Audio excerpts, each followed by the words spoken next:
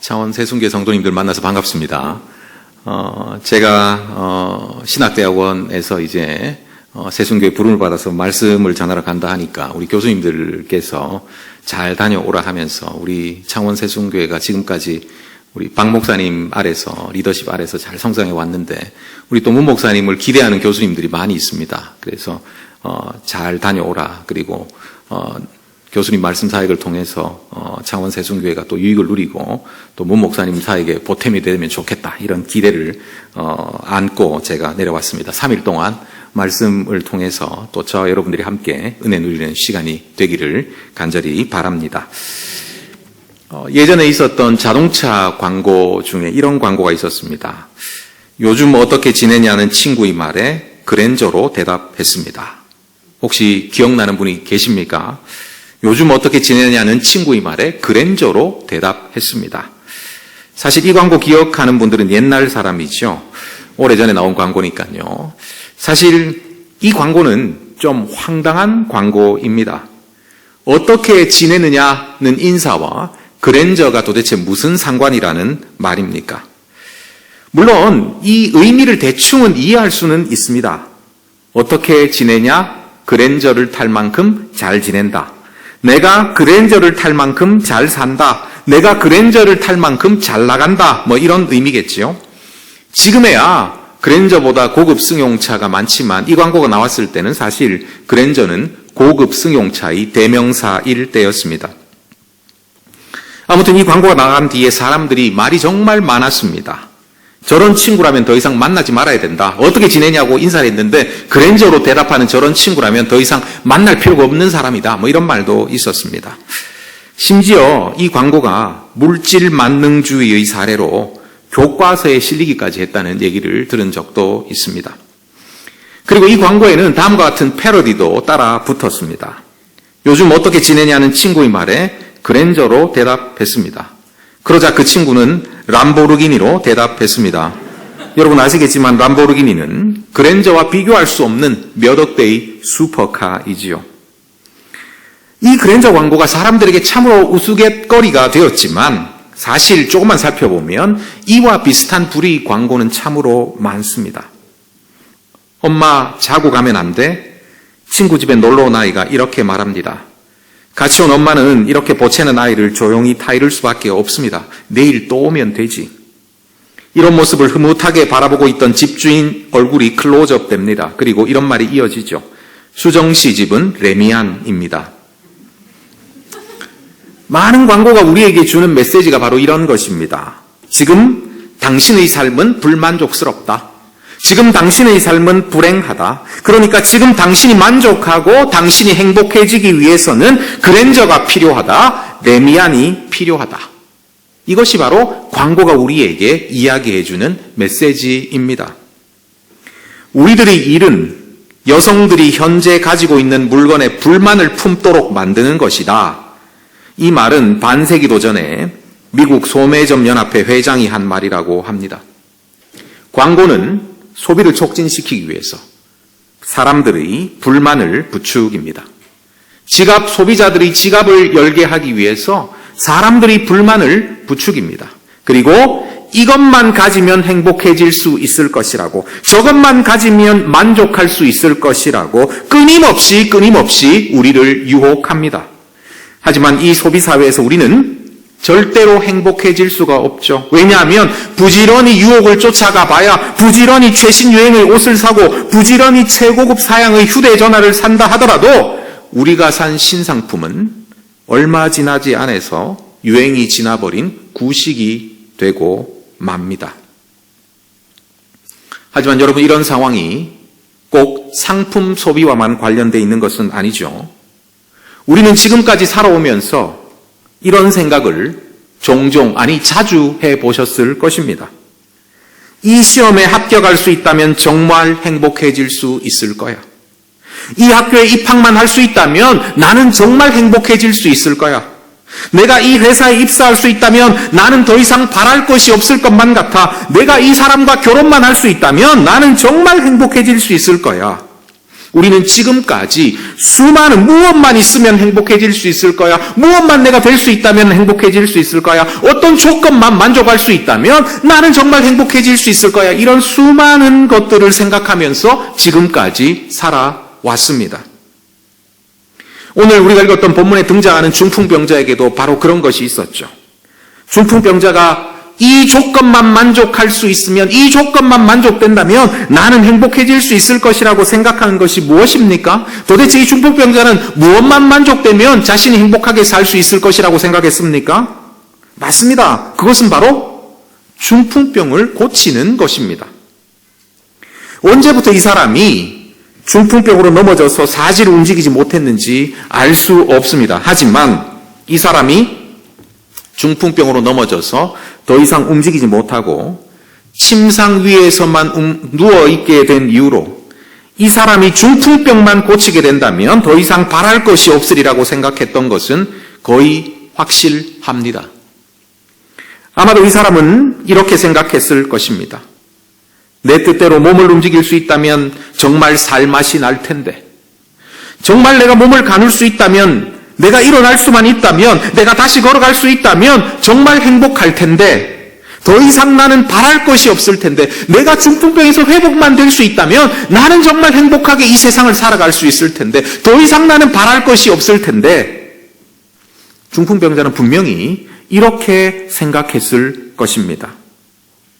그런데 이렇게 생각하고 있는 중풍병자에게 내가 중풍병만 나을 수 있다면 나는 정말 행복할 텐데, 더 이상 바랄 것이 없을 텐데, 이렇게 생각하고 있었던 중풍병자에게 예수님께서 하신 말씀을 한번 살펴보십시다. 5절 말씀인데요. 제가 한번 읽어보겠습니다. 5절입니다.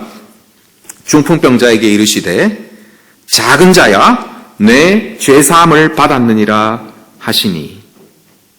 제가 잘못 읽은 것 아닙니다. 여러분들이 잘못 들으신 것도 아닙니다. 도대체 예수님께서 이 중풍병자에게 뭐라고 말씀하고 계십니까? 중풍병자의 소망은 바로 중풍병에서 고침을 받는 것입니다. 중풍병에 걸리기 전처럼 손과 발을 자유롭게 움직이는 것입니다. 몸을 가누는 것입니다. 스스로의 힘으로 침상에서 일어나서 걸어가는 것입니다. 이것이 바로 중풍병자의 가장 큰 소망, 아니 유일한 소망입니다. 그런데 예수님께서 이런 소망을 가지고 있는 중풍병자에게 도대체 뭐라고 말씀하십니까? 너의 죄사함을 받았다. 중풍병자의 기대와는 전혀 다른 말씀을 예수님께서 하고 계십니다. 우리는 종종 우리 주님께서 우리 기대와 우리 소망과는 다른 반응을 보이시는 것 때문에 실망할 때가 있습니다. 주님, 나에게는 이것이 꼭 필요해요. 나는 이것만 있으면 정말 만족하면서 이 세상을 살 수 있을 것 같아요. 더 이상 저는 바랄 것이 없을 것만 같아요. 하지만 주님께서는 이런 우리의 소망에 대해서 아무 말씀도 하지 않으십니다. 주님, 저는 이 사람과 결혼하는 것이 정말 중요해요. 이 사람과 결혼할 수만 있다면 정말 행복할 것 같아요. 더 이상 나는 바랄 것이 없을 것 같아요. 더 이상 나는 정말 소망하는 것이 없을 것 같아요. 저 사람과 정말 결혼할 수만 있다면 저는 정말 행복할 수 있을 것 같아요. 하지만 우리 주님은 우리에게 아무 대답도 하지 않으십니다. 내 아들이, 내 딸이 이 대학에 합격만 할 수 있으면 좋겠어요. 그러면 더 이상 저는 바랄 것이 없겠어요. 내 딸이 이번에 이 대학에 들어갈 수만 있다면, 내 아들이 정말 이 대학에 합격만 한다면 나는 더 이상 바랄 것이 없어요. 주님, 저의 소망을 꼭 이루어 주세요. 하지만 우리 주님은 우리 그 간절한 소원에 응답하지 않으십니다. 여러분, 이와 같은 경험 해보신 적이 없으십니까? 내가 간절히 원하는 그것을 얻게 해달라고 주님께 그렇게도 부탁하고 주님께 그렇게도 간구했는데 주님이 아무 대답도 하지 않으시는 그런 경험 말입니다. 아니, 오히려 그것은 너의 것이 아니다, 이렇게 말씀하시는 그런 경험 해보신 적이 없으십니까? 그때 여러분 어떤 느낌이 드십니까? 물론 신앙이 없는 사람들은 이럴 때가 바로 주님을 떠날 때라고 이야기를 하죠. 이럴 때가 바로 주님의 품에서 떠나야 되는 때라고 이야기를 합니다. 당신의 소원에 제대로 응답하지 않는 하나님이 도대체 하나님이라고 할 수 있냐고. 그러니까 하나님 없는 것이라고. 아니, 하나님이 있다 손 치더라도 당신의 소원과 당신의 기대를 하나 만족시켜주지 못하는 하나님은 믿을 가치조차 없는 하나님이라고. 그러니까 하나님을 떠나는 게 훨씬 더 낫다고 불신자들은 우리에게 이렇게 말합니다. 하지만 우리는 하나님께서 우리의 소원에 응답하지 않는다고 하더라도 불신자들 말처럼 신앙을 버리고 신앙을 떠날 수는 없습니다. 아니, 우리는 주님을 떠날 수가 없지요. 왜냐하면 우리가 주님을 떠나서 어디로 가겠습니까? 이미 우리는 주님께 매인 몸들입니다. 하지만 신앙을 떠날 수는 없지만, 주님을 떠날 수는 없지만, 우리 마음 한구석에는 신앙생활을 하면서도 나의 기대에 응답하지 않는 하나님 때문에 하나님께 약간 상처받은 마음도 있습니다. 하나님께 상처받은 마음과 함께 신앙생활하는 이런 분들이 있다는 말입니다. 하나님께서 나의 소원에 응답하지 않는 것 때문에 상처받은 마음을 가지고 신앙생활하시는 이런 분들이 있습니다. 하지만 여러분, 이와 같은 경험은 우리만 하는 특별한 경험은 아닙니다. 시편 기자도 우리와 비슷한 경험을 하고 이 경험을 자신의 시편 속에 녹여 놓았습니다. 시편 42편 3절인데요. 제가 한번 읽어드리겠습니다. 시편 42편 3절입니다. 사람들이 종일 내게 하는 말이 내 하나님이 어디 있느냐 하오니 내 눈물이 주야로 내 음식이 되었도다. 사람들이 종일 내게 하는 말이 내 하나님이 어디 있느냐 하오니 내 눈물이 주야로 내 음식이 되었도다. 하나님이 나의 소망에 귀 기울이지 않으십니다. 하나님이 응답하지 않으십니다.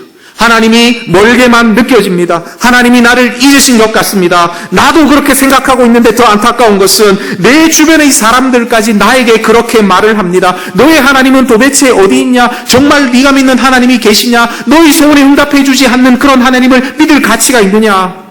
내 주변에 있는 사람들이 나에게 그렇게 말합니다. 그래서 우리는, 그 시편 기자는 절망하고 낙심합니다. 사람들이 종일 내게 하는 말이 내 하나님이 어디 있느냐 하오니 내 눈물이 주야로 내 음식이 되었도다. 맞습니다. 하나님이 응답하지 않으셔서 낙심하고 절망하는 경험, 하나님이 우리 기대와 다른 반응을 보이셔서 절망하고 낙심하는 경험, 이 경험은 단지 우리만의 경험이 아닙니다. 우리 경험이기도 하고 또 성경 속에 살았던 인물들의 경험이기도 합니다. 그렇다면 하나님은 왜 이렇게 하십니까? 하나님은 왜 우리 소망과는 다른 반응을 보이십니까? 왜 하나님은 우리 기대에 침묵하시고 왜 우리 기대에 심지어 아니라고 말하실 때가 있으십니까? 그것은 하나님은 우리 행복이, 우리 만족이, 우리가 소망하는 바로 그것으로부터 올 것이라는 우리 기대가 완전히 잘못된 것이라는 것을 알려주시기 위해서 우리 기대와 우리 소망과는 다른 반응을 보이십니다. 우리가 원하는 그 물건을 우리 손에 넣으면 우리가 행복할 수 있을 것이라는 우리의 기대가 완전히 착각이라는 것을 알려주시기 위해서, 우리가 추구하는 그 성취를 이루면 우리가 만족하면서 이 세상을 살 수 있을 것 같다는 우리의 기대가 완전히 잘못됐다는 것을 알려주시기 위해서, 우리가 바라는 그 인간관계를 누리기만 하면 이제 우리는 더 이상 바랄 것이 없이 이 세상을 정말 다른 어떤 기대를 하지 않고 정말 행복하게 이 세상을 살 수 있을 것이라는 이런 우리의 기대가 완전히 잘못된 것이라는 것을 우리에게 알려주시기 위해서 우리 주님은 우리 기대와 우리 소망과는 다른 반응을 우리에게 보이십니다. 예수님은 중풍병자에게 지금 이렇게 말씀하고 계시는 것이지요. 내가 중풍병에서 너를 고쳐주기만 하면 정말 너의 소망처럼 너의 힘으로 침상에서 일어나서 내 힘으로 몸을 가누고 내 힘으로 걸어갈 수 있다면 평생 만족하면서 살 수 있을 것 같지? 하지만 그런 만족은 너의 기대와는 달리 결코 오래 가지 않는단다. 예수님은 바로 이 사실을 중풍병자에게, 그리고 오늘 본문 말씀을 읽고 있는 우리에게 가르쳐 주십니다. 확실히 우리에게 행복을 보장해 줄 수 있을 것처럼 보이던 것들이 우리를 배반합니다. 저는 중학교 3학년 때 그 고등학교에 입학만 하면 정말 행복해질 수 있으리라고 생각했습니다. 모두들 그렇게 얘기했습니다. 우리 선생님들도 그렇게 했고 우리 부모님들도 그렇게 말씀하셨고 모든 사람들이 다 그렇게 얘기했습니다. 그 고등학교에만 들어가면 정말 너의 인생은 핀다. 너는 정말 성공하는 거다. 정말 행복하게 살 수 있을 거다. 다 그렇게 이야기했습니다. 그래서 중학교 3학년짜리가 뭘 알겠습니까? 진짜 그런 줄 알았습니다. 그래서 우리 중학교 3학년 때 우리 학교에서는 그 고등학교에 들어갈 수 있는 가능성이 있는 학생들 모아놓고 밤이 맞도록 공부를 시켰습니다. 우리는 코피를 쏟아가면서 공부했습니다. 그 고등학교가 우리에게 행복을 가져다 줄 수 있으리라고 믿고 말입니다. 저는 끝내 그 고등학교에 들어갔습니다. 드디어 해냈습니다. 기분이 좋았습니다. 솔직히 말한다면 너무 기분이 좋아서 이것이 세상을 가진 기분이구나 하는 기분까지, 그런 느낌까지 들었습니다.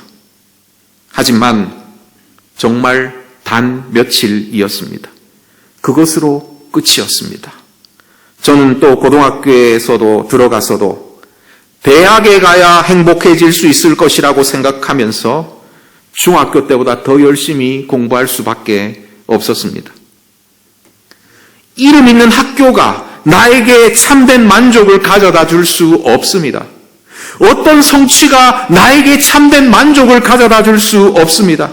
새로운 물건이 나에게 참된 만족을 가져다 줄 수 없습니다. 그 어떤 사람도 나에게 참된 만족을 가져다 줄 수 없습니다. 심지어 나의 연인도, 나의 남편도, 나의 아내도, 나의 자식들도 나에게 참된 만족을 가져다 주지 못합니다. 그랜저를 타자 람보르기니가 보이기 시작합니다. 겨우 아파트를 장만하자 이제 브랜드 아파트가 보이기 시작합니다. 이런 현상이 단지 몇몇 어떤 욕심 많은 사람들만의 문제입니까? 아니면 사람들이 불만을 자극하고 사람들이 욕심을 자극하는 이 자본주의 사회에 살아가는 사람들만의 문제입니까? 그렇지 않지요. 오래전에 철학자 플라톤은 인간의 본성에 대해서 말하면서 이런 말을 했습니다. 인간은 깨진 항아리와도 같다. 인간은 깨진 항아리와도 같다. 깨진 항아리. 인간은 깨진 항아리와도 같습니다. 찾자마자 바로 비기 시작합니다. 이것이 바로 인간입니다. 왜 그렇습니까? 인간의 본성 자체가 깨진 항아리와 같기 때문입니다. 이것이 인간의 본성입니다. 그러므로 우리 불만족은 무엇인가를 얻었다고, 무엇인가를 소유했다고, 내가 어떤 성취를 이루어내었다고 해결되는 문제가 아닙니다. 이 세상에서 가장 부유한 이들이 오히려 이 세상에서 가장 불행한 이들일 때가 많았다는 사실을 우리는 너무나도 쉽게 잊어버립니다. 사실 인간의 불만족은 더 깊은 곳에 있습니다. 우리 불만족은 훨씬 더 깊은 차원의 문제입니다. 무엇인가를 얻고 무엇인가를 소유하고 무엇인가를 성취하고 이렇게 해서 해결된 차원의 문제가 아닙니다. 인간의 불만족은 훨씬 더 깊이 피부 아래에 있는 그런 문제입니다. 그래서 우리 주님은 병 낫기를 기대하는 중풍병자에게 병 낫는 것이 자신을 참으로 만족시켜 줄 것이라고 믿고 있는 중풍병자에게, 아니 오직 병 낫는 것만이 자신을 만족시켜 줄 것이라고 믿고 있는 중풍병자에게 더 깊은 차원의 불만족에 대해서 말씀하고 계십니다. 인간의 근본적인 불만족의 이유, 바로 죄에 대해서 말입니다. 예수님이 중풍병자에게 너의 죄 사함을 받았느니라 라고 말씀하셨을 때 당황한 사람은 중풍병자만이 아니었습니다. 사실 중풍병자, 이 얘기를 들었던 중풍병자보다 훨씬 더 당황한 사람들이 그 주변에 있었는데요. 그들이 누구였냐면 바로 서기관들이었습니다.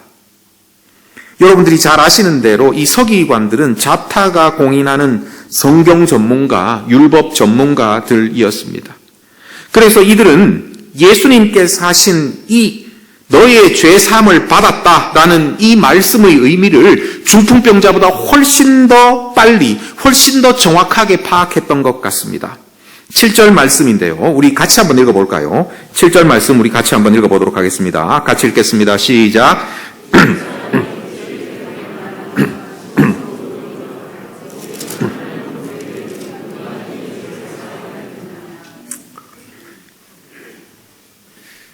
서기관들은 예수님께서 지금 신성모독을 하고 있다.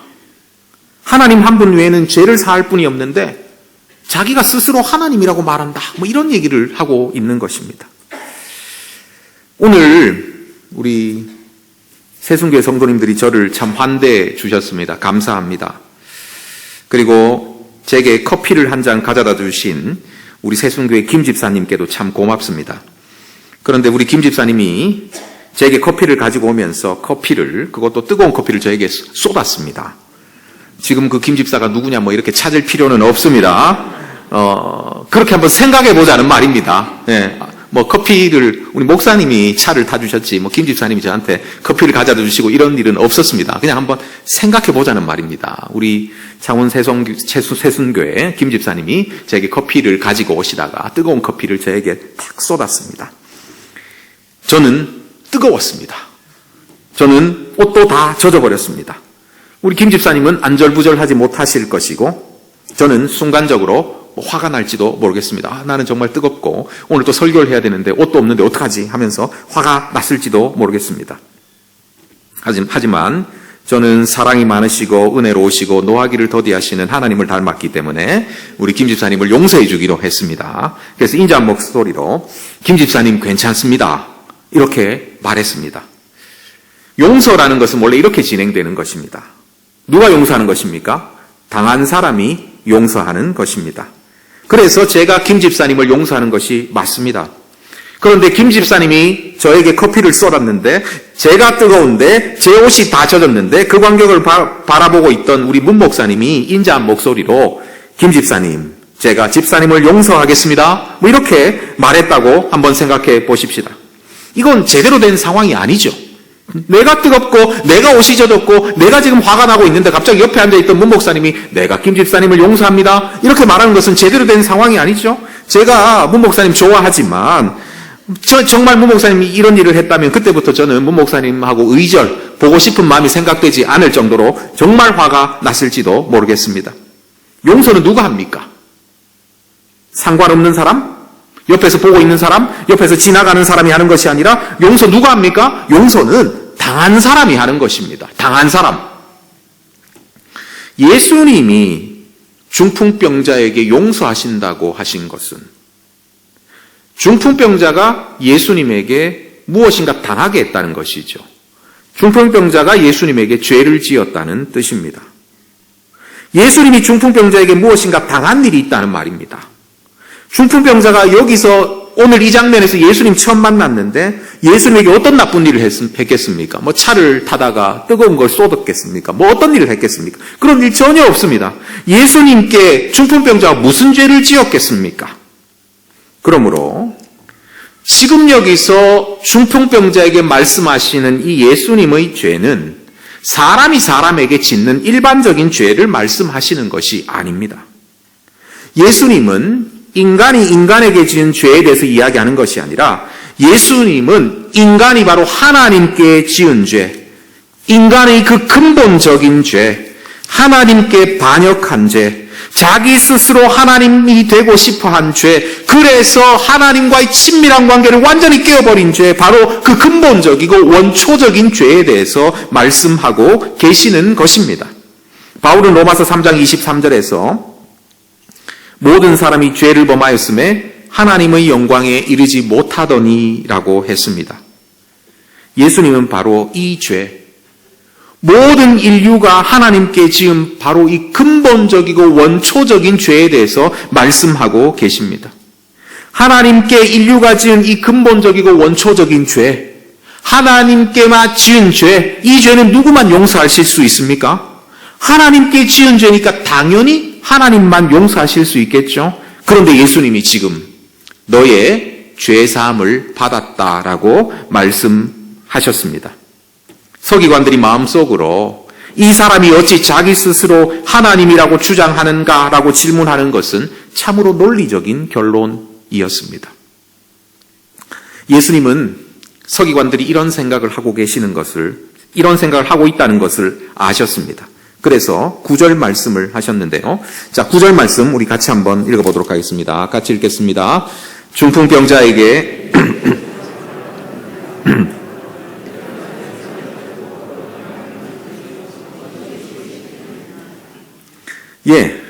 예수님께서 질문을 하셨습니다. 너의 죄사함을 받았느니라 하는 말과 일어나 너의 상을 가지고 걸어가라 하는 말 중에 어느 것이 쉽겠느냐? 이 질문의 의미는 명확하죠. 죄사함을 받았느니라 하는 말, 그리고 너의 상을 들고 걸어가라 하는 말, 어떤 것이 더 쉽겠느냐? 여러분들도 이 질문이 무엇을 의미하는지는 다들 알고 계시죠. 사제선언과 일어나 걸어가라는 명령 중에 어느 것이 더 쉬운가 하는 것입니다. 하지만 이 질문에 대한 대답은 그렇게 쉽지 않습니다.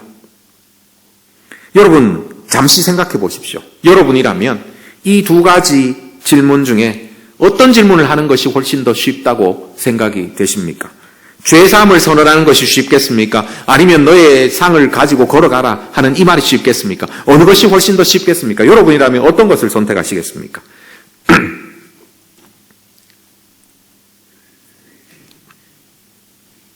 제가 좀 더 기다릴까요? 일반적으로 사람들은 죄사함을 받았다라고 말하는 것이 사실 더 쉽다고 대답할지 모릅니다. 사실 죄를 사하는 일은 눈에 보이지 않는 일입니다. 여러분, 말로는 뭘 못하겠습니까? 지금도 우리나라에만 자기가 죄를 사할 수 있다고 말하는 자칭 하나님이라는 사람이 십수명에 이릅니다.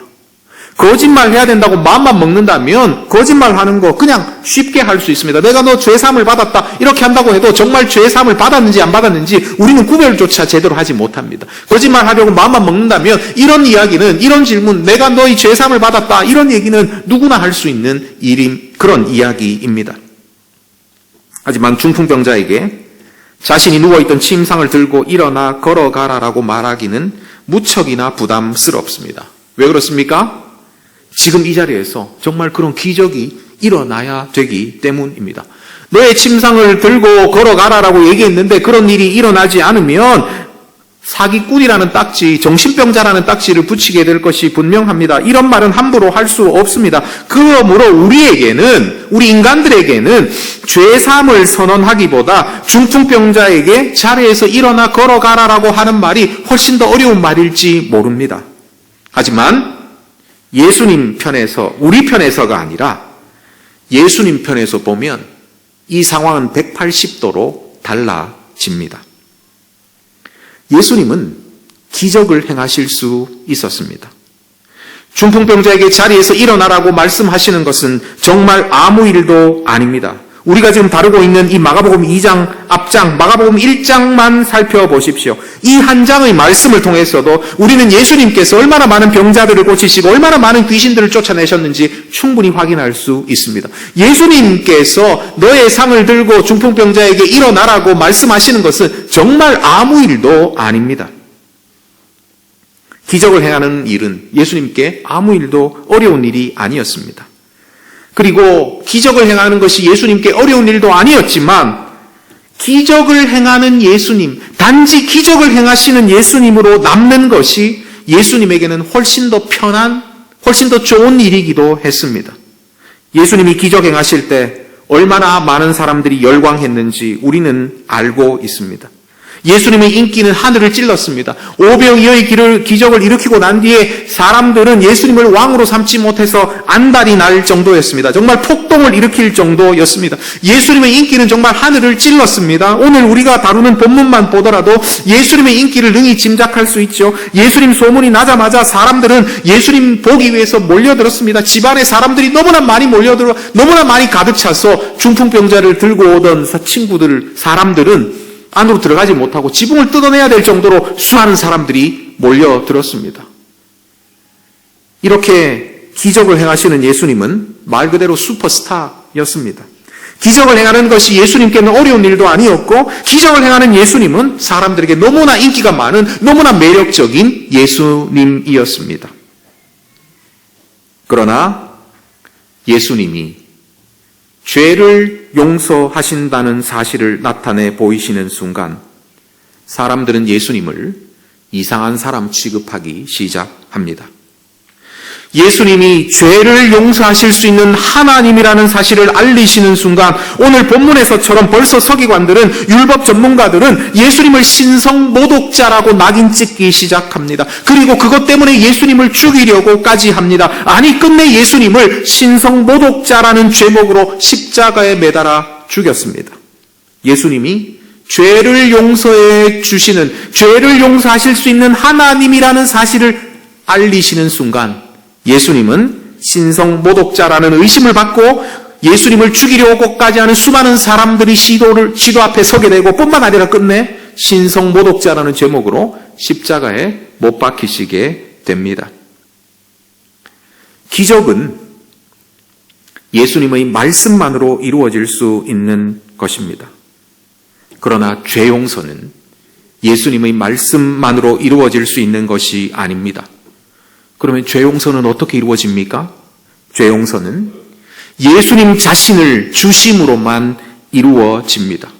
죄 용서는 예수님의 희생을 통해서만 이루어집니다.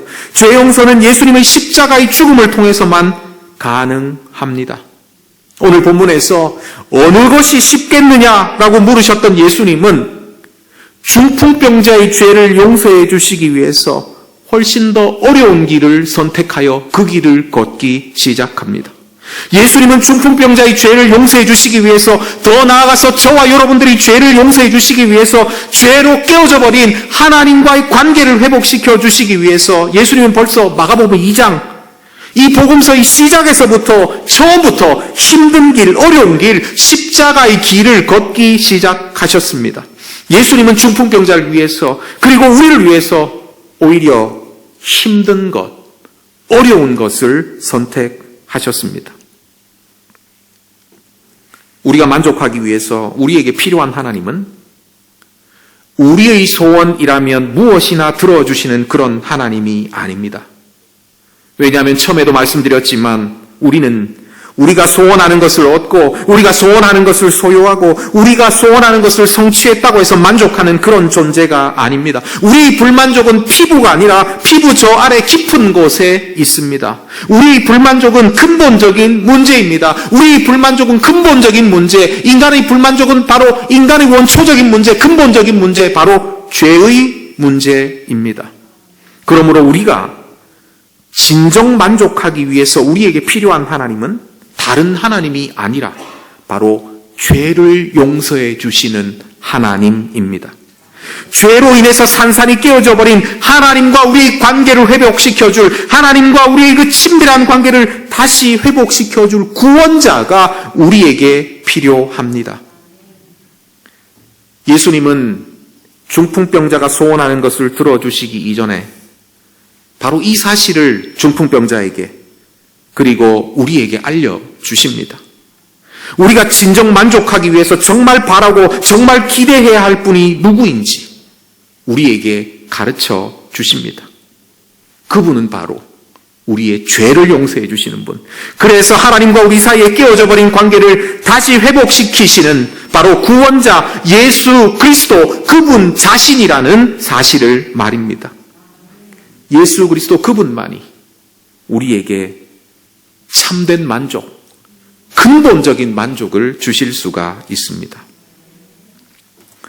중세 영국의 수도사 로리치의 줄리아는 예수 그리스도만이 근본적인 만족을 주실 수 있다는 사실을 깊이 깨달았습니다. 그래서 그는 당신으로 저는 족합니다라는 기도문에서 이렇게 기도합니다. 주님의 선하심을 따라 주님 자신을 제게 주소서. 제게는 주님만 있으면 충분하기 때문입니다.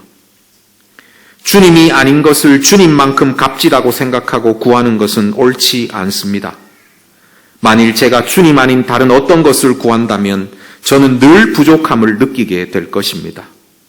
오직 주님 안에 있을 때 저는 모든 것을 가지고 있습니다. 오직 주님 안에 있을 때 우리는 모든 것을 가질 수 있습니다. 교회 밖을 나가는 순간 또 우리는 우리를 만족시켜 줄 것 같은 수많은 것들의 유혹 속에서 살아가게 될 것입니다. 세상의 많은 사람들이 그것들을 가지기 위해서 또 그것들을 성취하기 위해서 분투하고 있습니다. 그것들만 있으면 행복해질 수 있을 것이라고, 그것들만 손에 넣으면 내가 만족하며 살 수 있을 것이라고 생각하면서 그것들을 따라 그것들을 손에 넣기 위해서 모든 일을 하면서 그렇게들 살아가고 있습니다.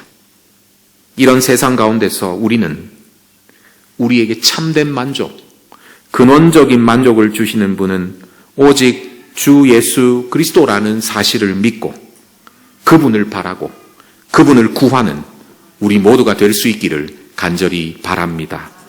기도하겠습니다.